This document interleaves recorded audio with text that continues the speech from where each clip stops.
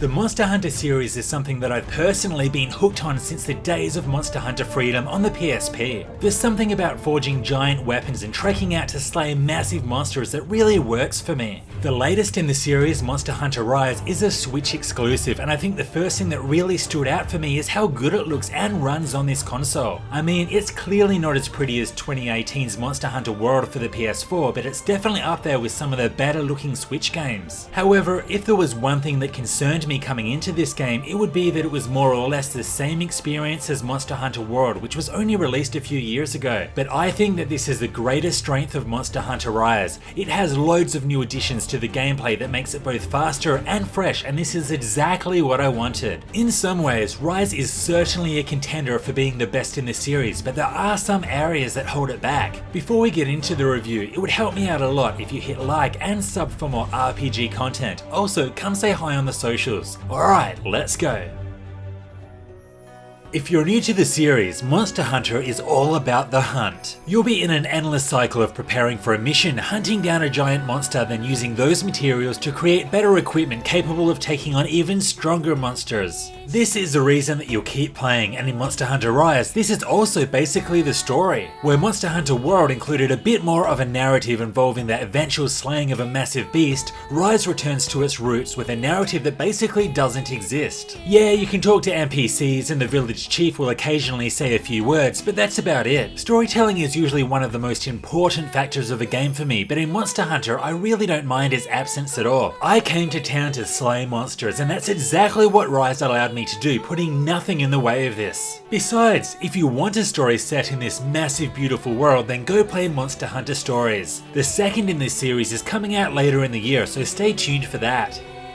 When you're not out hunting down monsters, you'll be spending time preparing in the village, and there is quite a lot that can be done here. The weapon and armor forging is what you would expect. Through defeating new monsters and obtaining new parts, you'll be able to craft new powerful weapons, and there are loads of these to choose from with various stat boosts, elemental types, and skills to consider. Being a long-time Monster Hunter player, it didn't take me too long to get used to everything at my own pace, but I will make a special mention to the horrible tutorial windows. Man, these were annoying. At the start of the game, every time you enter a new screen, you are hit with a few pages of tutorials to read, and these grew old very quickly. Spamming all of these at you very early in the game is not a good way to teach us the basics. A big-time game developer such as Capcom should know this. Monster Hunter's amazing gameplay is one of the main reasons that I love this series so much. The core combat is addictive, and due to the weapon and monster variety, it rarely gets repetitive. All of the weapon types play completely differently, and I usually pick a single weapon type to focus on for the entire game. This is because many of them are very complicated and take hours and hours to get the hang of in terms of the unique mechanics and how to string together effective combos. In Monster Hunter Rise, my weapon of choice was the Switch Axe, which allows you to build up a charge through attacking in axe mode. This charge can then be used to attack in sword mode, which then builds up another charge that unleashes the weapon's special abilities such as elemental damage. I had a blast with this weapon, and as good as I got with it by the end of the game, I know for a fact that changing to a brand new weapon type would feel like starting back from square one, as it would take a long time to learn a new weapon's unique complex fundamentals. The depth of these weapons have really come a long way since the first Monster Hunter, and this is truly worthy of praise. Now, Monster Hunter has been going since 2004 on the PS2, and with each new installment, new monsters, locations, and mechanics are added to help keep things fresh. As I mentioned before, it is these new mechanics that really allow the new Monster Hunter to rise above the rest.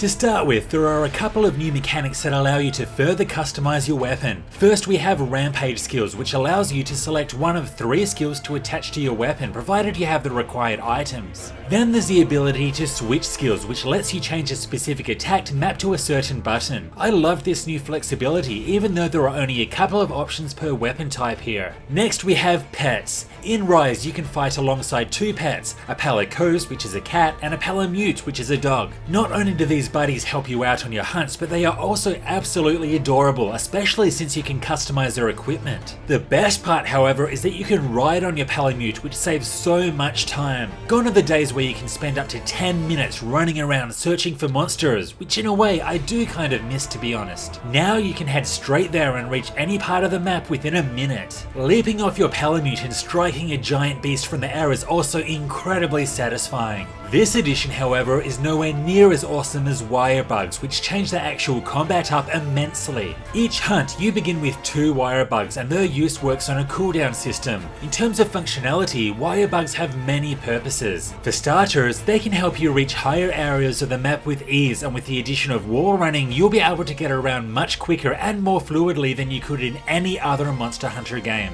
Wire bugs also have a use in battle. Using them to zoom in and out of a monster's range is extremely useful and saved my ass countless times. When knocked down, you can also use a wire bug to get back on your feet in an instant. Each weapon type also has a couple of unique silkbind attacks, which provides even more options in battle. As I mentioned before, I mainly used the switch axe. One of these silkbind moves lets you spin around multiple times, inflicting massive damage. It's hard to explain how significantly these wire bugs change up the gameplay style from past installments. Battles just seem a lot faster, and I found myself taking many more risks and jumping into the danger zone way more often than ever before, purely because I knew that I could wire bug out if needed. Personally, I love the changes that these wire bugs bring, but I can certainly understand how some people see this reduced risk factor as a negative. Now let's look into the stars of the show, the monsters themselves. At the time of release, there are 35 large monsters in total, and these are a mix of new and old. These numbers may be a step back from previous installments, but more will be added in the future. Some of these new ones are really cool, such as the Bishaten, which looks kind of like a winged baboon with a massive claw tail. Then of course there are the many monsters that make a return from older games such as the Rathalos and Diabolos. It's great to see some of these long-time monsters making a return with each installment. I feel like it's the next grudge match of a 15-year-long war. When you first take on a hunt with a monster, you'll be treated to a stylized poetic introduction that teaches us a bit about the monster's personality and lifestyle. These were always great to watch and set the mood for each hunt very well. Tumbling, tumbling, closer and closer. And when it unfurls, your time will be over.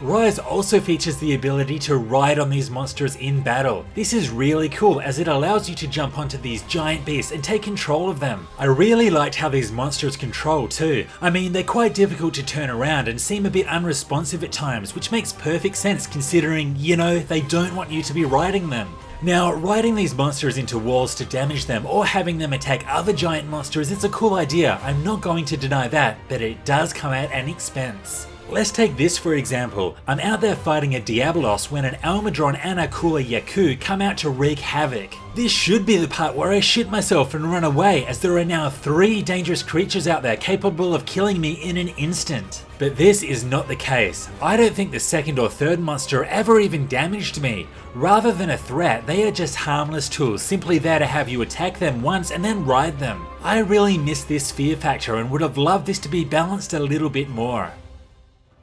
Now, we need to talk a bit about quest variety. The solo village quests and the multiplayer hub quests are separated from each other, which is something that I did like. To unlock the next star tier of quests, you'll need to complete a certain amount from a range of key quests. In this example, I need to complete 5 out of any of these quests to progress. This is good as it adds a bit of flexibility in which monsters you want to take on. I'll also mention that with these multiplayer quests, the monster's strength scales to the amount of party members that you have, and this online system is actually really easy to use, so Rise did a great job here. There is a massive issue with these quests however, and that is that they are way too easy. I completed these solo village missions in about 15 hours and didn't even come close to failing a mission. There was absolutely no challenge whatsoever. The hub missions are a little bit more difficult, but even these lacked the challenge that I desired. Gone are the days when I had to consider weapon elements, armor defenses, and types of food I ate prior to hunting. Now I could just go in with my strongest weapon and destroy anything. Compared Compared to past Monster Hunter games, there was also very little in terms of scope when it comes to missions, and this, with the lack of challenging quests, was my biggest issue with the game. Now, this may be fine for newcomers to the series, but come on, loads of people picking up Monster Hunter Rise will have experience with this series already. With that said, Capcom will be continually releasing content in terms of missions and new monsters, and I'm hoping that there'll be some more challenging monsters to tackle very soon.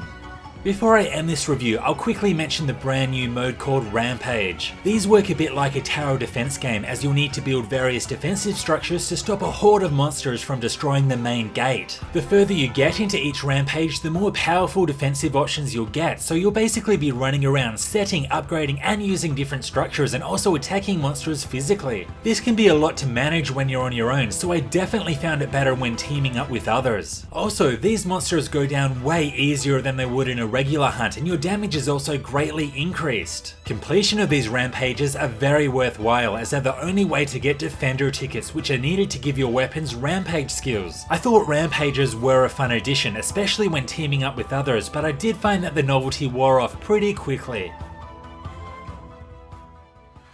When I try to sum up Monster Hunter Rise in my head, I can't help but feel that it's the best in the series mechanically, but it's just held back by its limited scope. There is so much potential here, and I hate that come 2 years from now, most of my criticism I have now will be addressed. But this game is still loads of fun as it is, and the best thing about it is its addictive core gameplay with loads of complex weapon types. Slaying monsters has never been so fast and so fun. The reason for this is due to the new gameplay additions, namely the wire bugs, which not only makes traversing the map so much easier, but also adds more depth to the combat. And of course, Monster Hunter Rise continues to be an awesome multiplayer experience with friends or with randoms. But like I said before, what we got on release just isn't enough. The lack of missions and the lack of difficulty that this brings holds the game back big time for long-time hunters like myself. What did you think of Monster Hunter Rise? Do you think it's the best in the series? Do you agree with what I said? Let me know in the comments. This was Hellfire RPGs, thanks for watching. If you liked this, it would help me out a lot if you hit like and sub for more RPG content.